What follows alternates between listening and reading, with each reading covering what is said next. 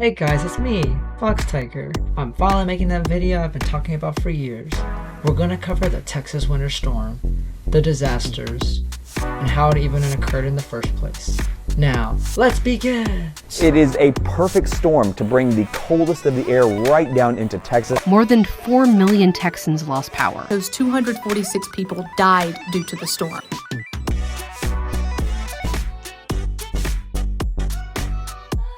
Alrighty, now let's begin. So, in order to kind of understand this whole topic, we need to begin back in 2011, when another winter storm occurred. It's like minor amounts for the metro area.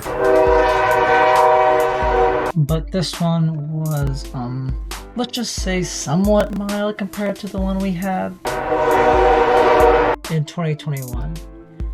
But it kind of had similar results. People lost power, it was a disaster, and everyone was like, okay, we want this to never happen again.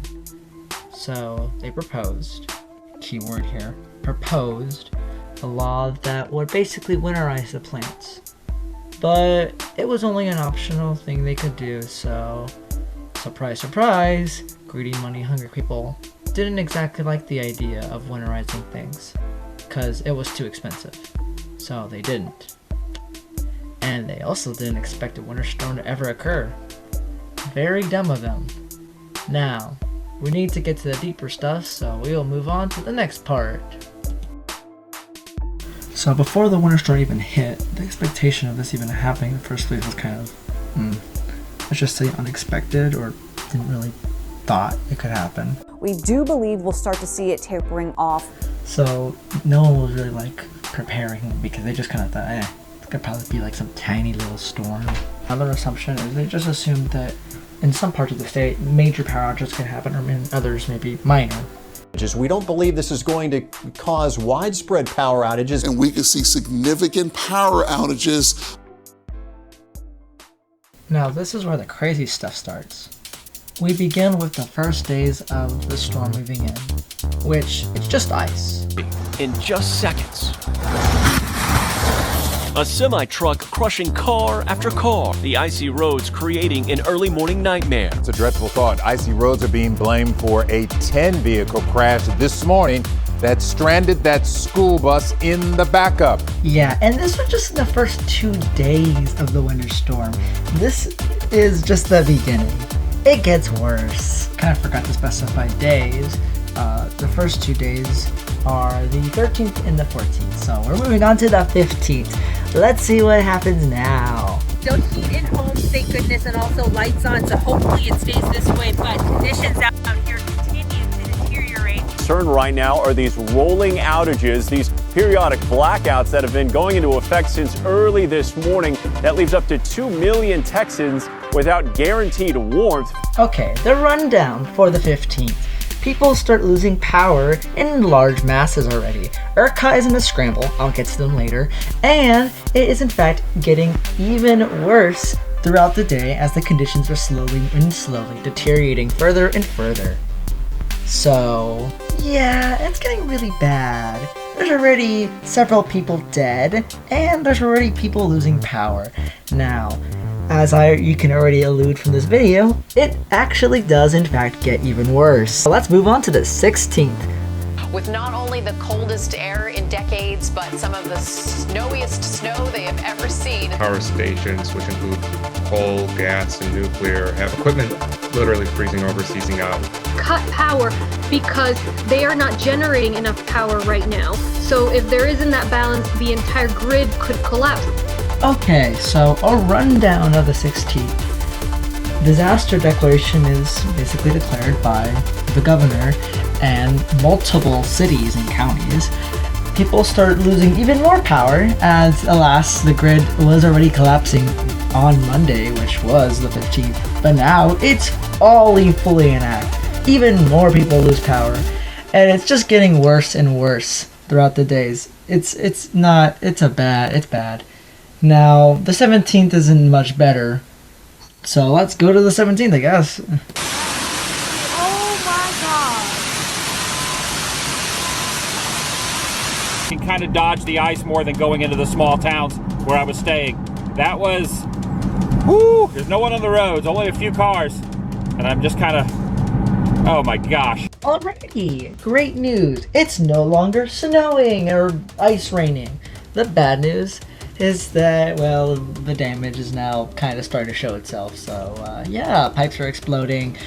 Grids are kind of, well, people's power is kind of obvious. You can kind of see that people have no power. Some do. Some are starting to slowly get it back. But right now, at the moment, it's kind of the day where everyone's just waiting for everything to defrost, while the legislation's also thinking about what the heck is going on. Okay, so now I'm just going to condense the 18th to the 20th, as, well, not really too much happens, but it's still very important. And obviously, this has been a tremendously difficult situation for Texans to have this number of outages in effect for this long. The sun finally out after a winter storm that rocked the Lone Star State, but we are not quite in the clear just yet. The bitter cold has now turned to heated anger over the catastrophic failure of the state's power grid. ERCOT assured that, quote, we are ready for the cold temperatures coming our way. So now it's recovery time. People are starting to realize what happened. People are angered, and things are everyone's starting to kind of get everything, try to sort everything out. But it is a disaster, a literal disaster. Now, it's time to actually get to, like, kind of, not really condensing, but more like explaining exactly what on earth happened. Alrighty, aftermath time. So, I already in the beginning mentioned how much deaths there were, which was 246, and 4.5 million homes lost power. And there's probably way more than lost power. I just couldn't find anywhere with a guess of how much people lost power. Another important note is in some cities and counties, they saw the coldest temperatures in years or decades, and some even broke their 100-year record temperatures. So a lot of record-breaking temperatures in this time. But oh boy, we're not done yet. We have to mention something I referred a little bit earlier. Some company called ERCOT.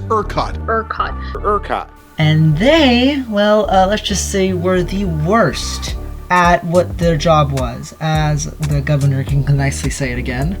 ERCOT assured that, quote, we are ready for the cold temperatures coming our way. So yeah, they're not reliable, but they have a point of proving, saying that they do keep the power on for most of the year.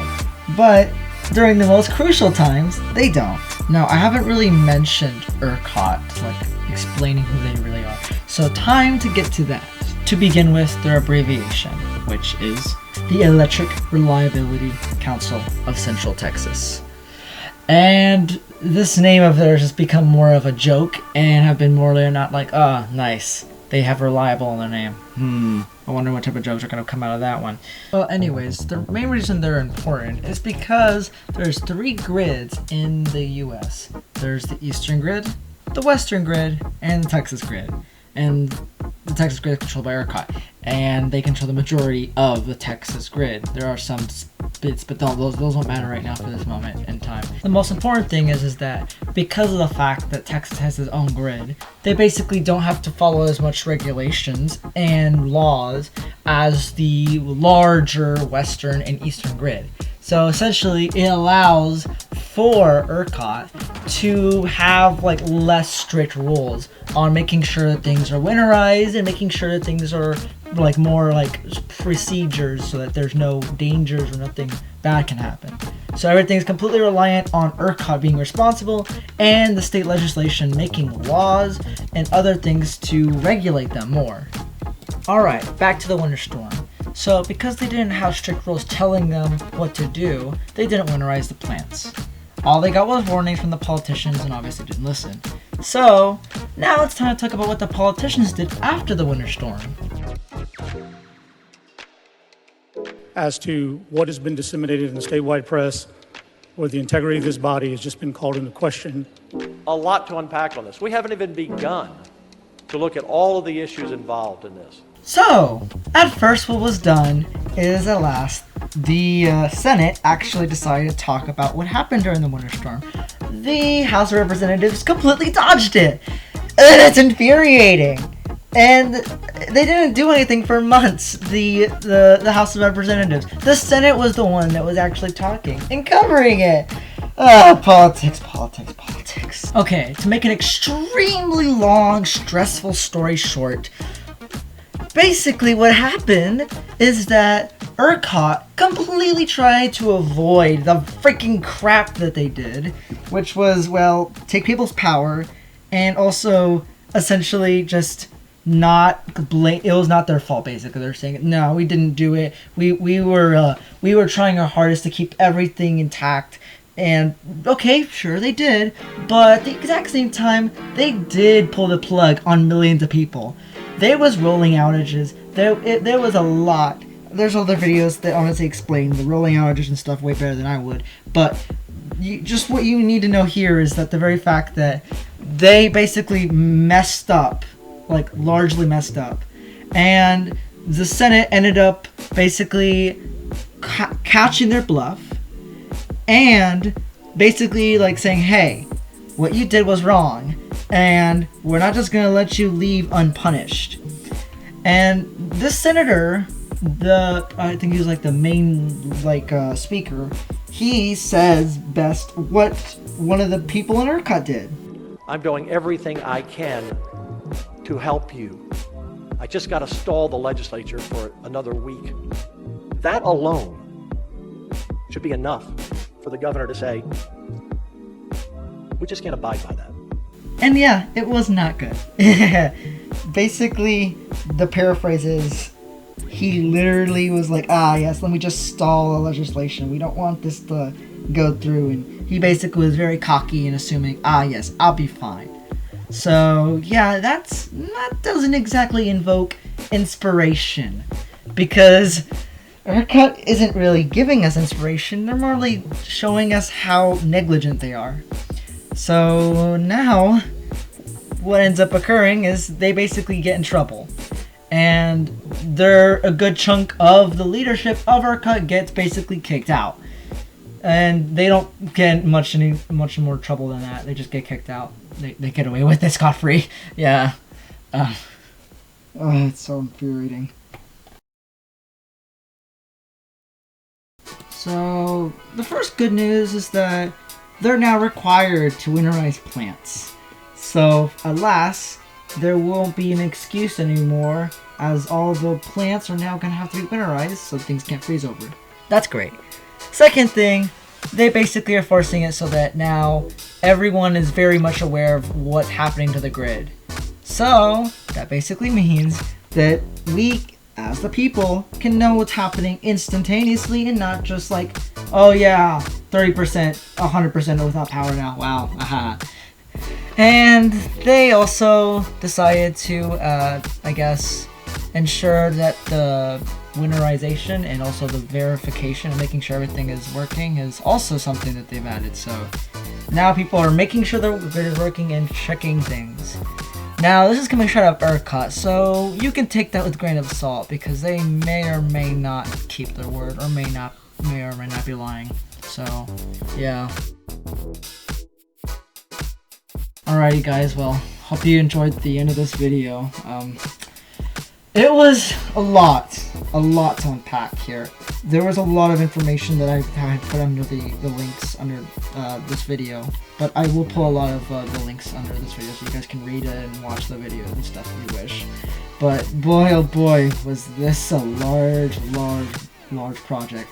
And it made things just a little bit more just stressed out and like annoyed.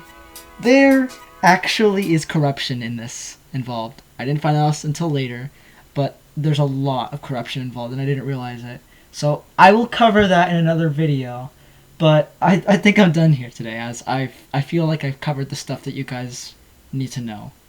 And I honestly think that you guys will be very informed by what you hear today.